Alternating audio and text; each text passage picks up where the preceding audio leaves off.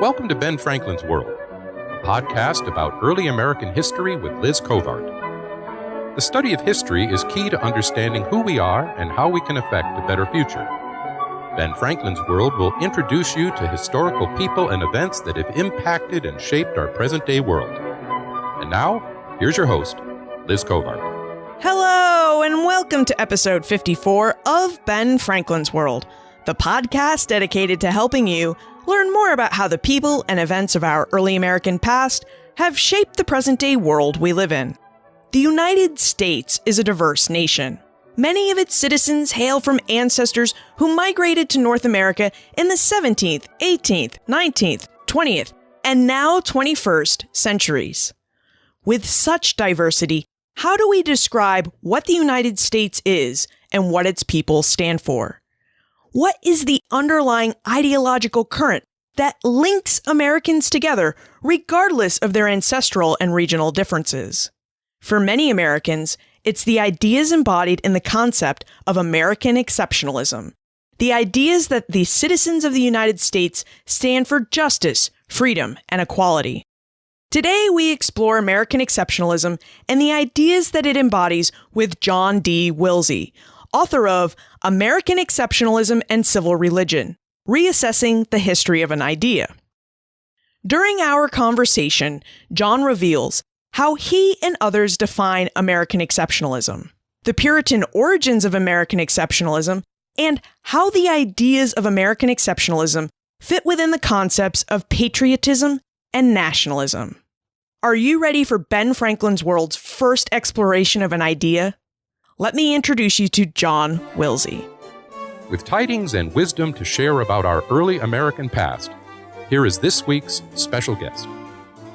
Our guest is an assistant professor of history at Southwestern Baptist Theological Seminary's Houston campus. His research interests include the history of ideas, religion, and the founding of the United States.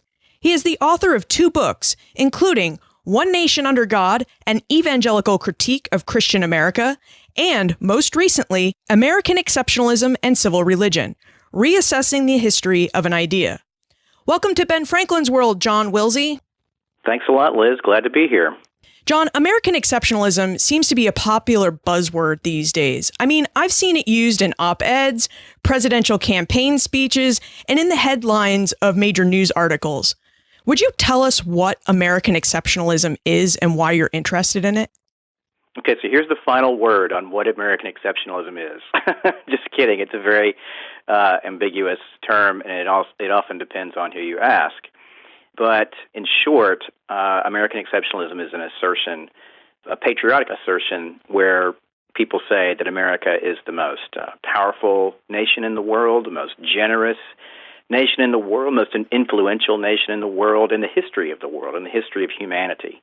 And furthermore, that it's the greatest force for good the world has ever seen. This is an assertion that was recently made in print in the Wall Street Journal by none other than former Vice President Dick Cheney.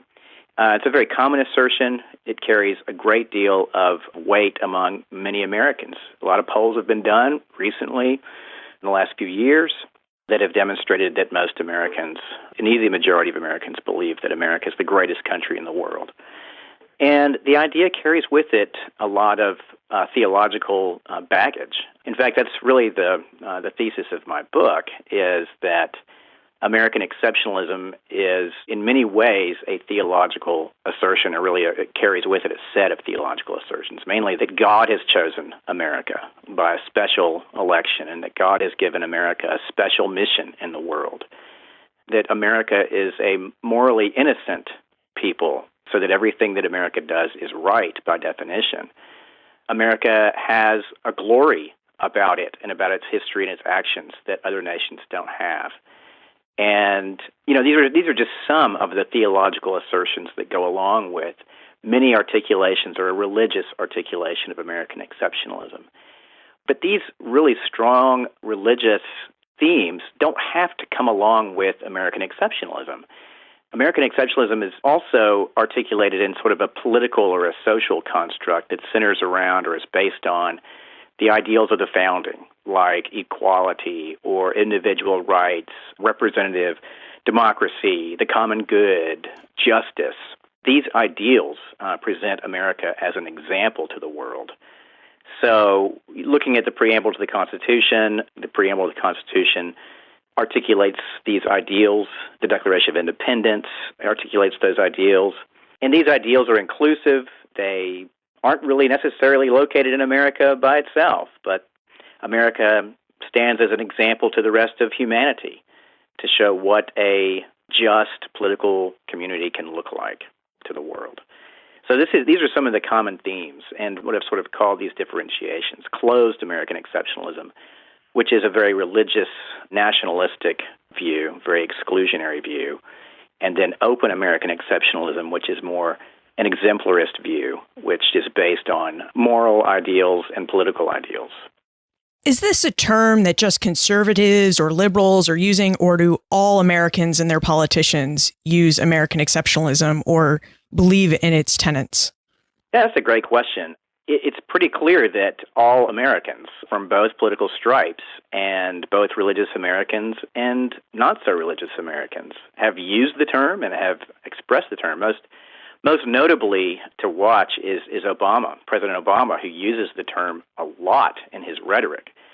And it's a really fascinating study in and of itself to trace sort of an evolution in how President Obama has expressed and articulated American exceptionalism from the beginning of his presidency to most recently speech he gave in Selma at the Pettus Bridge, speech that he gave concerning the Syrian crisis back in 2013, where he called America exceptional because America doesn't just stand by while other nations victimize their own people and so forth and so on. So Obama's articulation of exceptionalism is very consistent with what I'm calling open American exceptionalism, which is also another key aspect to open American exceptionalism is to acknowledge the flaws in American history, sins against justice, sins against its own people, sins against other peoples in the world, and to acknowledge those flaws and seek to change and rectify and correct those flaws. This is what sort of animates President Obama's idea of exceptionalism. And personally, I really resonate with this, and I think it's a very interesting comparison between President Obama and George W. Bush and Dick Cheney, who have, what I'm calling a very closed view of exceptionalism, which is very much animated by Protestant Christianity, by appeals to God and appeals to divine responsibility to God to be faithful, to carry out his mission in the world. His articulation does not really carry this strong religious articulation. It's very interesting to watch those two views sort of play out. I am interested in the historical origins of these ideas, but as we continue to define this term, it sounds to me that in some ways it's a militaristic term, in that there is this idea that America is great because it stands for justice and freedom, and that Americans are willing to fight to preserve justice and freedom at home, as well as to promote it abroad. Is that a correct take on the meaning of American exceptionalism? Historically, yes, very much so. And both open and closed American exceptionalist articulations carry a very militant type of a view to it. For example, Abraham Lincoln is one of the very first, he's probably the first president, I'm sure he is, the first president who would articulate an open form of exceptionalism. And, he's doing that in the context of a great civil war, and that the forces of the United States are going to be carrying forward American ideals through force of arms and compelling, of course, the restoration of the Union, compelling the Southern Rebellion to cease, and also to enfranchise African-American slaves by force of arms. And certainly, this sort of militaristic take on exceptionalism is very much a part of both views of exceptional, closed and open as they've been articulated down through history. Would it be correct to say that American exceptionalism is a different form of patriotism or nationalism? I mean, you're a patriotic American. You believe in freedom and justice. You believe America's great. So really, there's a difference between American exceptionalism as nationalism and American exceptionalism as patriotism. And nationalism is very much sort of a very jingoistic, definitely militaristic expression of exceptionalism, a very exclusivist, and what I'm really calling closed exceptionalism. It can be used, so this articulation of exceptionalism can be used to justify something like preemptive war, a preemptive invasion of Iraq, for example. But patriotism does not necessitate this nationalistic element in exceptionalism. You can appeal to exceptionalism as a patriot and express love for country in sort of a just way. By that I mean love for country that is properly measured and properly applied. So patriotism would acknowledge a proper place for devotion to country, to loyalty, gratitude, even sacrifice for your country. But patriotism is not blind. It's not a blind love for your country where you refuse to acknowledge that your country's not innocent and your country has been guilty of sins in the past and is always potentially, the potential for sin against justice is always there. So a patriot along an open exceptionalist sort of line would see that there is room to advance, room to improve, room to learn from the failures of the past so as not to repeat them. And again, an open exceptionalist view carries this form of patriotism with it, and a closed exceptionalist view would be nationalistic, exclusionary, jingoistic, and ultimately, I would say, as a Christian, as a religious person, idolatrous against what I would say a biblical view of Christian doctrine would be. What I hear are there are two types of American exceptionalism. Both believe that America is great, but open exceptionalism, the patriotic one, is one where America is great, but yes, it has faults.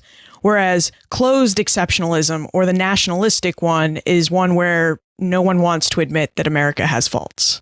That is correct. That is exactly what I'm saying in the book. Earlier, you mentioned that there are aspects of religious faith in American exceptionalism. Is that what you mean by civil religion? Is American exceptionalism a form of civil religion, and what do you mean by that? Yeah, that's another great question. Civil religion is a fascinating sort of a religious dimension in human existence, human life. Robert Bellah, who was a sociologist, wrote a very famous essay back in 1967 called Civil Religion in America. And Robert Bellah is sort of recognized as the scholar who opened the field of the study of civil religion since the 60s. And in that essay, he attempted to describe the American way of life in religious terms. And so civil religion has been articulated most recently also by a scholar in Manhattanville College, Peter Gardella. He talks about it in terms of texts, monuments, places, myths, national myths, rituals, images. These things sort of teach us or articulate civil religion. Things like, texts like the Bill of Rights or a text like the Declaration of Independence, a monument like the Lincoln Memorial, a place like a national park or a national battlefield, a myth like the flag over Fort McHenry in the War of 1812. In the national anthem, of course, we sing about the flag being still there after a night of bombardment, British bombardment at Fort McHenry. A ritual like the changing of the guard at the Tomb of the Unknown Soldier, the lighting of the Christmas tree at the White House. These are all aspects of civil religion. They unify Americans around transcendent ideas that are unique really to America, or that Americans think is unique to America. But over the last few years, the field has shifted in the study of civil religion, that civil religion is a less popular term these days, partly because it's hard to define, and also partly because what scholars see and what they've sort of taught us is that there isn't maybe necessarily one civil religion that all Americans sort of recognize, that there are maybe, a diverse range of civil religions. And civil religion as a whole is really a political, sort of a social construct that's malleable and that changes over time and changes over the generations in terms of how Americans understand their country and their place in the world. Recently, scholar Art Remillard, he gave us a book called Southern Civil Religions. And what he talks about is that civil religion is really translated in something called the good society.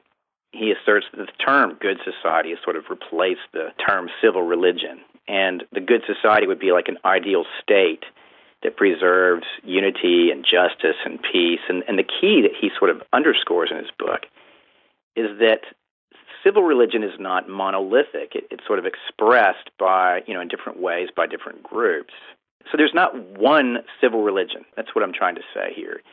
And in American exceptionalism, I would say that American exceptionalism is definitely an expression of civil religion. And it's an expression of two civil religions that I'm identifying. So the things that I've said about American exceptionalism being nationalistic and patriotic, one being religious and one other being more political or social, this is also reflected in two ways that civil religion is expressed. One is a very religious articulation or manifestation, one that borrows heavily from the Protestant Christian tradition specifically, and then another one that is more animated by American founding ideals, like equality, like individual rights, democracy, and so forth. And so, yes, American exceptionalism, both closed and open American exceptionalisms, are aspects of two forms of civil religion, one which is very religious and one which is more of a political construct. We really need to pay attention to what these politicians and op-ed writers and newspaper writers say and write about American exceptionalism, because there seems to be, as many different Americans, there's many different American exceptionalism and civil religion ideas. Yes, very much so. I mean, you really do have to pay close attention because they never define their terms when they're talking from their podiums. But the definitions that they're using, their understandings of the term American exceptionalism, come through in their positions on policy. And so when a politician uses the term American exceptionalism, we can't assume that they mean one thing or the other. Let's look into the historical context of these ideas. In American Exceptionalism and Civil Religion, John states that the idea of American exceptionalism originated with the Puritans who settled in Massachusetts in 1630. John, would you tell us about the Puritans and how they brought ideas of American exceptionalism to what became the United States? Yeah, so the Puritan colonies, beginning part of the 17th century, we're talking about Massachusetts, Connecticut, Plymouth, New Haven, New Hampshire, and depending who you asked, in the early 17th century, Rhode Island, although Rhode Island is sort of seen as a maverick colony by those in Massachusetts and Connecticut and the other New England colonies. New Haven, of course, it's absorbed into Connecticut in 1665. Plymouth is absorbed into Massachusetts in 1691.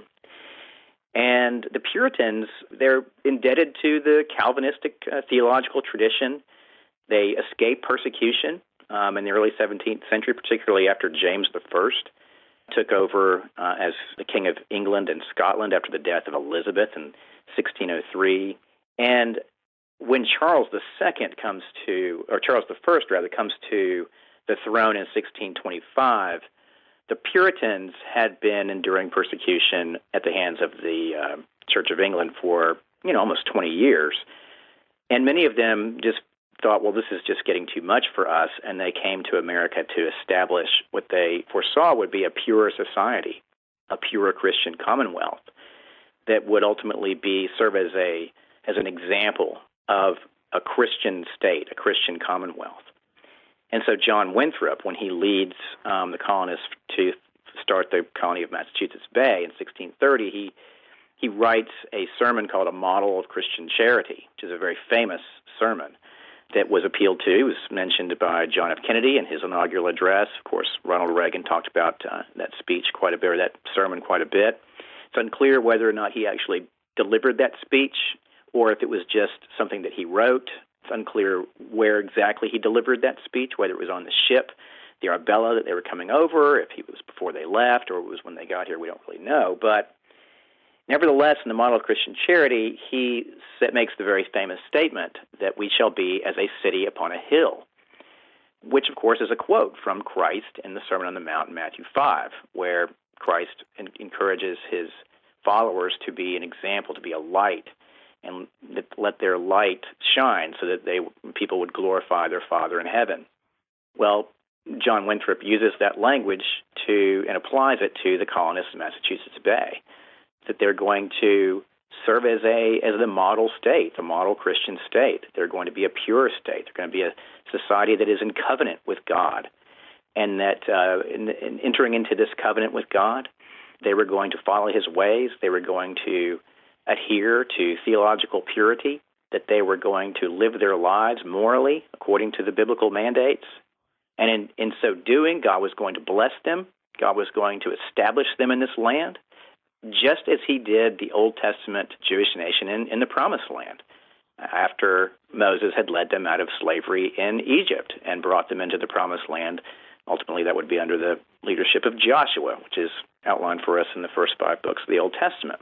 So John Winthrop is an example of a Puritan leader who sees the colonists in America, the people that are establishing these pure societies in New England, as being covenant people in relationship to God, and that as long as they were faithful to God and their calling to be a pure society in a Christian commonwealth, that God would bless them. But if they backslid, if they fell back into sin, if they weren't careful to be morally pure and doctrinally pure, then God would, as John Winthrop said, would break out against them, to curse them, to raise up their enemies against them, to bring natural calamities on them, like droughts and like floods and famine and these kinds of things, pestilence. And so this is the way that they see themselves. They see themselves very much in relationship to God expressed through a divine covenant. So the Puritans ultimately create a sense of American patriotism early on. Now, it's the early Puritans, they don't see themselves as Americans, of course. They still see themselves as Englishmen.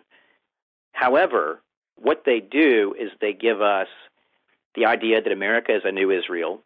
They give us the idea that the Puritans, they are the ones who are fulfilling the will of God on earth as it is in heaven. They're giving American patriotism a notion of being chosen by God, being tasked by God for certain things to do in the world. They see themselves as being at war with an antichrist, and they are constantly looking at themselves, looking inwardly to make sure that they are pure and that they are still walking with God. So John Winthrop would be an example of this. Michael Wigglesworth, who is a preacher in the mid-17th century. Edward Johnson, who writes a very famous sermon in 1654, Wonder-Working Providence of Zion's Savior. It's really not really a sermon. It's more of a history of Massachusetts. But to read this history is like reading epic poetry, really. It's a recounting of the deeds of God in the lives of the Puritans in Massachusetts in the early part of the 17th century. So the Puritans really give us the notion of American exceptionalism because they are a people set apart by God. And that idea that the Puritans articulated in their sermons, in their histories, in their tracts, in their journals, and so forth and so on, these things spread into the American psyche and consciousness by the time you get to the Revolution. For the most part, the Puritans are in New England. So how does this idea of we are elect, God has chosen us, we are God-chosen people, spread down to the South? Did any other Christian religions or non-Christian religions, such as Quakerism, Judaism, various African religions, or other Christian denominations contribute to the idea of American exceptionalism? Yeah, definitely. And this is something that, as I was writing the book, I became more and more interested in. And it's something that I really would like to do more study on and write about. But real quick, to answer your question, interestingly enough, once we get into the late 18th century and early 19th century, you see these very Puritan ideals being expressed through other denominations, particularly the Presbyterian denomination, and through the expansion of the United States into the Western territories. So at the end of the 18th century, with the victory over Britain and the Revolutionary War, those Western territories, the Old Northwest, that region from that's north and west of the Ohio River, going up to Minnesota and to the boundary of the United States after the Treaty of Paris of 1783, which would have been the Mississippi River. Someone like Lyman Beecher, who dies in 1863, he is a Presbyterian. He is the father of Harriet Beecher Stowe. He's the first president of Lane Theological Seminary, which is in Cincinnati. And he gives a speech called Plea for the West, and he talks about the United States is destined to lead the way in moral and political emancipation of the world. So this moral plus political emancipation is very much borrowed from Puritan strains. You can definitely see a Puritan strain in that. He talks about the destiny of the United States is tied to the destiny of the West. And this destinarian language is very, very much Puritan. He thinks that Christian education is essential to the development of the West. And this Christian education is directly tied to the destiny of the West. And the destiny of the West is very much tied to the destiny of the United States. And so this emphasis on education is also heavily Puritan. Another example of someone would be Elias Boudinot, who's one of the founders of the American Bible Society. He's also a Presbyterian. He's a really interesting figure because he sees there's a connection between the American continent, between the land of the American continent and the native peoples of the American continent. The United States as a political entity and the Old Testament and Old Testament theology sees this connection between these three. But Aaron Shalev talks about this in his book, American Zion. But Boudinot sees the Native Americans in America as being descendants of the 10 lost tribes of Israel. This is a common theory in the early 19th century. Even as that theory began to sort of wane as you get to the 1830s and 1840s, still the idea that America will be the stage for the outworking of God's plan for history, sort of the physical stage by which God would redeem the whole world. This is where God's redemption of the world would begin, would be in America. This is a very Puritan concept. Here it's expressed by non-congregationalist leaders at the end of the 18th century, beginning of the 19th century, and these views expand and extend south, and they expand and extend west, so that it's really difficult to know where does this destinarian Puritanism, national destinarian Puritanism, where does it start in Puritan theology, congregationalist theology, and where does it end? You know, the lines get so blurred because these views just expand and sort of create an American notion of identity, an American notion of patriotism. As you talk about westward expansion and talk about Beecher and Boudinot and their ideas about expansion in Native Americans, I'm struck by how similar it is to the idea of manifest destiny. Would you tell us about manifest destiny and whether or not it's a product of American exceptionalism? Yeah, definitely. So manifest destiny is a belief that comes into prominence in the 1840s and 1850s prior to the Civil War. It wanes a little bit during the Civil War period, but then is re-expressed again in the late 19th century and early 20th, especially with the Spanish-American War. And the person that's most often credited with coining the term manifest destiny is John L. O'Sullivan, who he lived in the 19th century. He died in 1895. He was a New Yorker. He edited the influential journal called the United States Magazine and Democratic Review. Manifest destiny means that God has ordained the United States to overspread the North American continent to the Pacific Ocean, possibly to even expand across the entire North American continent to absorb then the republics of Central America and also Canada to the north, and perhaps even to overspread South America as well, so that the flag would fly from pole to pole. And so during the summer of 1845, while Congress was debating whether or not to annex Texas, O'Sullivan pens an editorial defending the annexation of Texas and its admission into the Union.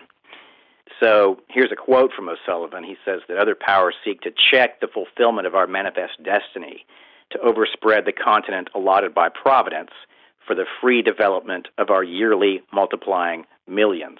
And inherent in the notion of manifest destiny are really two things. One would be providential certainty, that is, that we can say with certainty what God is up to in terms of his plan for the destiny of America to expand and to liberate the backward peoples of, like in Mexico, to pacify, if necessary, the Native Americans, and if they wouldn't be pacified and amalgamated into the American nation, then they would be eliminated, for example. and also Anglo-American superiority to any other race. So Anglo-Americans would be superior, of course, to Mexicans, to Latinos, to the west and south of the United States. And also Anglo-Americans would have a natural superiority and a moral superiority to African-Americans who were at the time, of course, enslaved in the South. So O'Sullivan uses his platform as an editor and as a writer in the 1840s and the 1850s, and his writings are very popular, very much accepted, especially in the Democratic Party, which was the party of territorial expansion, and very much opposed particularly by Northern Whigs, particularly New England Whigs, who were opposed to the United States going to war against Mexico in 1846. And so they were opposed to the Mexican War because they were afraid that slavery would be expanded into Texas and ultimately into the West. So those are some of the highlights of Manifest Destiny. It carries with it a great deal of Christian themes and borrows heavily from Protestant Christian theology, which makes it definitely an aspect of a closed American exceptionalism as it's manifested in the 19th century. Did early Americans use American exceptionalism to justify slavery?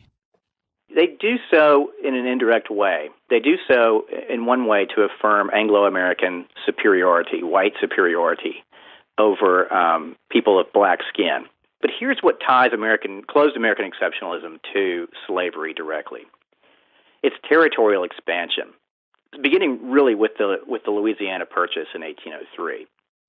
With territorial expansion comes the question of, will slavery expand into the newly acquired territories?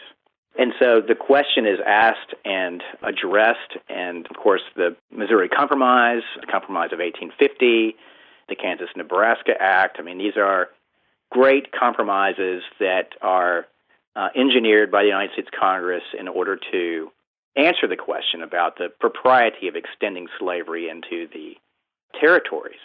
And of course, ultimately, the question would be answered in the Civil War.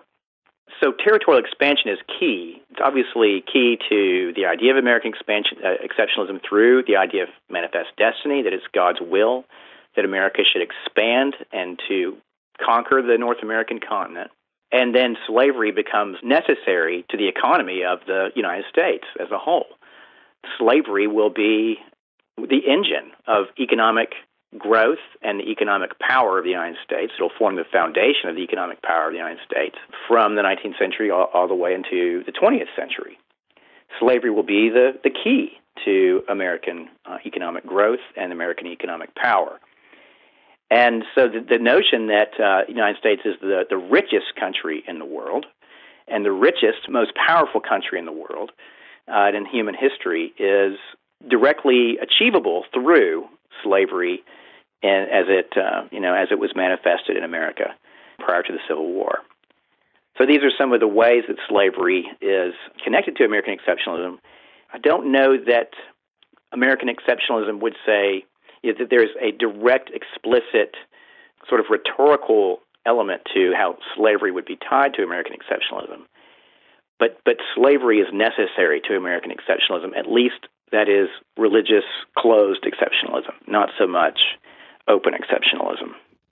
It seems to me that your research suggests that American exceptionalism exists, but that it is a concept that has evolved and continues to evolve over time. But as it evolves and adapts to each era of its existence, all the way back to the Puritans and forward to our present day, it seems to ebb and flow between open exceptionalism, the idea that America is great, it will defend and protect liberty and freedom and justice, but it's willing to acknowledge its flaws, and this closed concept of exceptionalism, which is America is great, we believe in liberty, freedom, and justice, but Americans don't want anybody to tell them that they have faults, such as fighting against Mexico and the Mexican-American War, or justifying keeping slaves in bondage.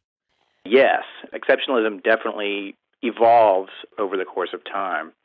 One of the things I argue for in the book is that exceptionalism is picture a multi-stemmed maple tree. Exceptionalism has its roots in theology, in politics, in political theory, political philosophy, particularly of 17th century England and 18th century America.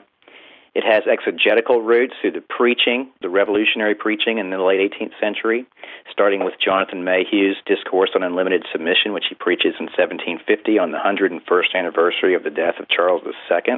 And it also has historiographical roots, because some of the earliest American historians, particularly George Bancroft, write American history in the 19th century in a very exceptionalist way. They present America in providential terms and as a favored nation of God.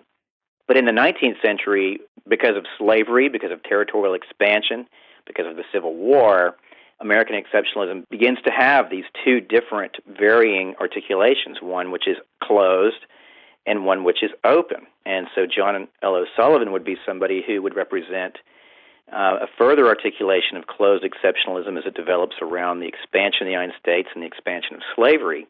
But then Abraham Lincoln would be someone who really begins to articulate a very developed form of open exceptionalism, which is much more inclusive and much more aimed at humanity as a whole and animated by American founding ideals, particularly as expressed in the Declaration of Independence and the statement that all men are created equal.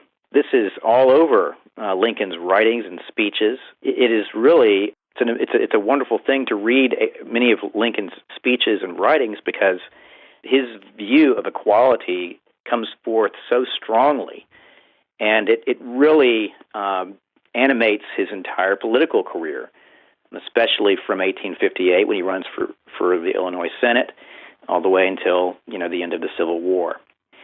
Then, in the late 19th century, open exceptionalism is sort of replaced by closed exceptionalism as America embarks upon an imperialistic mission to gather for itself a world empire. With World War I, Woodrow Wilson sees America as a messianic nation, and so closed exceptionalism reappears again. But then after World War II, during World War II and after World War II, especially during the Cold War, notions of open exceptionalism begin to be articulated more so again, because people are beginning to question whether or not, is it really appropriate for us to conceive of this cosmic battle between good and evil, the United States representing the forces of good and the Soviet Union representing the forces of evil.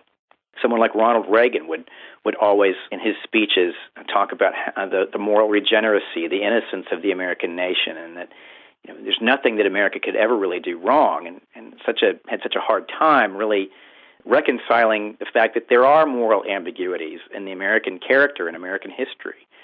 In the protest movement, Vietnam War protest movements, the civil rights movement of the 60s, the 50s and 60s, concepts of open exceptionalism are expressed by Martin Luther King. They're expressed by Malcolm X.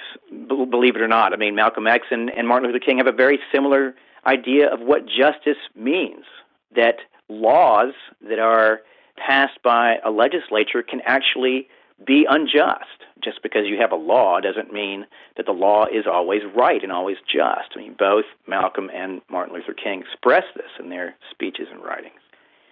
So definitely, all through American history, you see closed and open, not only being manifested through movements and through figures, rhetorically and through protests and these kinds of things, but they're also more and more as time goes by at odds with one another and at war with one another and competing against one another. In our own day, you see these two articulations opposed to one another, represented in the rhetoric of President Obama, as I said earlier.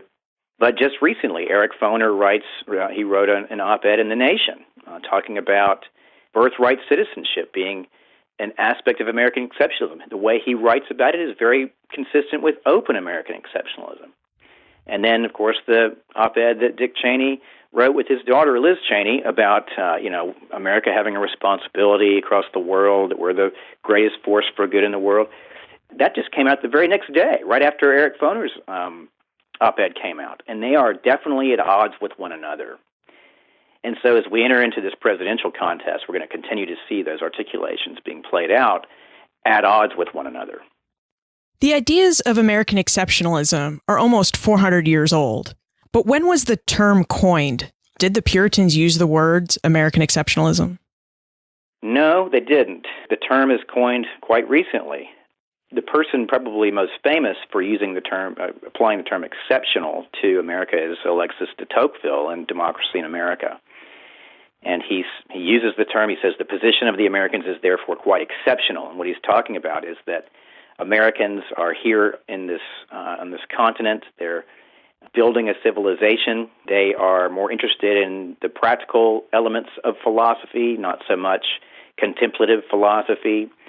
So this is what he's talking about. Americans are exceptional in that they're interested in different ideas than Europeans are, particularly English Europeans are. So they're exceptional not in the sense that they're God's chosen people. He's mainly saying there's a difference between Americans, English-speaking Americans, and English-speaking Englishmen. More recently, there's an interesting twist in how the word exceptionalism is used. So during the 1920s, J. Lovestone, who was the head of the American Communist Party, was having to answer to communists in the Soviet Union as to why communist ideas were not taking hold in the United States like they were taking hold in other parts of Europe. And so Stalin is famous for using the word exceptional. America is exceptional because communist revolutionary ideas are not taking hold in America as they are in other places. But he doesn't use that term as a complimentary term, and he also doesn't use that term in any religious sense. He's thinking of, a communist world revolution that Karl Marx is prophesying in Communist Manifesto, for example. One other articulation that's used by Americans has been a sociological articulation, particularly by the author Sidney Martin Lipset, who writes about America being exceptional, but using two sort of ways to describe American exception. He talks about it as a double-edged sword. America is exceptional in that it champions these liberal ideas, but it also is exceptional in bad ways as well. And, for example, the incarceration rate in the United States is an exceptional aspect of America, so that there are negative aspects of America that are exceptional and positive aspects that are exceptional. But Lipset is looking at exceptionalism from a purely sociological framework. Exceptionalism as a patriotic construction is a new thing. It comes along to us in the last 20 or so years and is accentuated by the War on Terror and 9/11 and the wars in Iraq and Afghanistan and so forth. So that's sort of where exceptionalism comes from as a term in itself, but it's not a term that's been used precisely as a patriotic expression until recently. Alec and Michael would like to know how intertwined the Christian faith or a belief in God is with American exceptionalism. They ask whether a patriotic American must believe that it's God's will that America is an exceptional nation, or whether it is enough to believe that America has played an exceptional role in the development of world history. Yeah, that's a great question. And as a Christian religious person myself, I would say that it is not necessary to believe these Christian theological ideas and apply those Christian theological ideas to American patriotism and American exceptionalism. In fact, I would say that using Christian theology to define American identity in exceptionalistic terms is a perversion of the Christian faith, is an expression of idolatry, where we're worshiping the nation rather than worshiping God. So I would encourage my Christian brothers and sisters to reject these overtly religious themes in American exceptionalism and recognize them for what they really are, which is really a hijacking of Christian theology in the service of American exclusivistic patriotism, nationalism, really.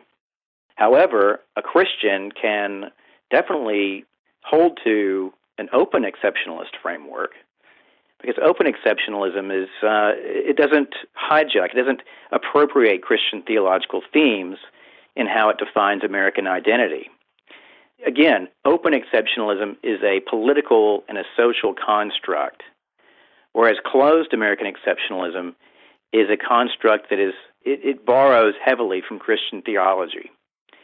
But with open exceptionalism, you recognize as a Christian that this world is not your home, but at the same time, in sort of the sense that Jeremiah talks about in his book and in the Hebrew Bible, that it's possible for believers to pray for the welfare of the city in which you live, but still recognizing that your first loyalty is to God. And so that's how I would answer the question about, as a Christian, dividing out the appropriate ways to express exceptionalism and inappropriate ways to express it. Let's move into the time warp. This is a fun segment of the show where we ask you a hypothetical history question about what might have happened if something had occurred differently or if someone had acted differently.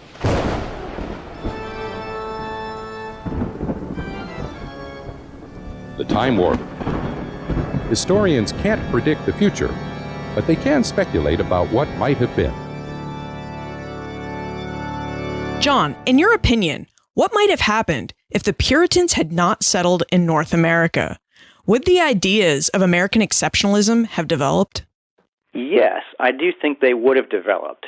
Because had the Puritans not settled New England, for example, someone would have, and more than likely it would have been a European civilization that would have settled there. America was being colonized by, of course, as you and your listeners know, by Western Europeans from the 1400s all the way through to the 17th century and the 19th century. So it's Europeans that are settling there, and all Europeans brought with them, I'll use the term exceptionalist, religiously exceptionalist ideas with them. The English are not certainly the only ones to think that they're God's chosen people, and they're not the only ones to think that God had given them a particular mission to accomplish in the world. All the European states believed that they were accomplishing a divine mission when they came to the United States, when they came to America, rather, to South America, Central America, and to North America. So whoever came to America, particularly that part of America, would bring with them some nationalistic, more than likely religious nationalistic ideas with them that would have filtered into the national consciousness as time goes by. So yes, I would say that even had the Puritans not been the ones to settle there, whatever European power did settle there would have definitely brought some sort of chosen nation theology with them.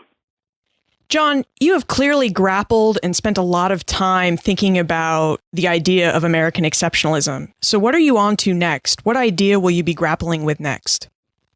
I'm so fascinated by this idea of American identity, and particularly religion and the influence of religion on American identity, that my next project is going to be focused on that once again. But it's going to be focused on a question that you asked me earlier, and that is, what are some of the other sources? What are some of the non-white, non-male sources for American identity? And a person who really fascinates me and really interests me is W.E.B. Du Bois, because he writes a great deal about the African-American contribution to America and to American identity. So what I want to do is explore how W.E.B. Du Bois gives credit to African Americans for their very noteworthy contribution to American identity, and that's kind of what I'm on to now. And it's really a fascinating study. For those of us who want to continue this conversation about American exceptionalism and continue to grapple with its ideas, where is the best place to look for more information about you and how to get in contact with you? Yes, well, I have a blog. I blog at, my blog is called To Breathe Your Free Air. It's actually a quote from James Madison. My blog address is johndwilsey.com, and you can read some of my musings on American exceptionalism and other issues there, and I have some contact information on my blog there, and anyone is welcome to get in touch with me through my email address that I have listed on my blog. John, thank you so much for helping us deconstruct this idea of American exceptionalism and putting it into stories and terms that we can understand. Thank you so much for having me. It's been a real pleasure. Well, that was an interesting conversation, wasn't it? I think it is interesting that the term American exceptionalism dates back to the 19th century, but that the ideas the term embodies actually dates back to the 17th century. I'm also fascinated by how the term American exceptionalism really embodies two different meanings. Closed American exceptionalism, the idea that the United States doesn't have to be inclusive of all peoples, and that it already stands as a model for liberty, equality, and justice. And open American exceptionalism, the idea that the United States should be inclusive of all peoples, and that Americans need to work towards helping the United States stand as a model for liberty, equality, and justice, because historically, the United States and its people have not always lived up to this model status. I walk away from our conversation with the realization that American exceptionalism is a simple term that represents a complex set of ideas and values. I, for one, will be paying more attention to how politicians, journalists, and historians use the term and what ideas and values they are trying to convey when they use it.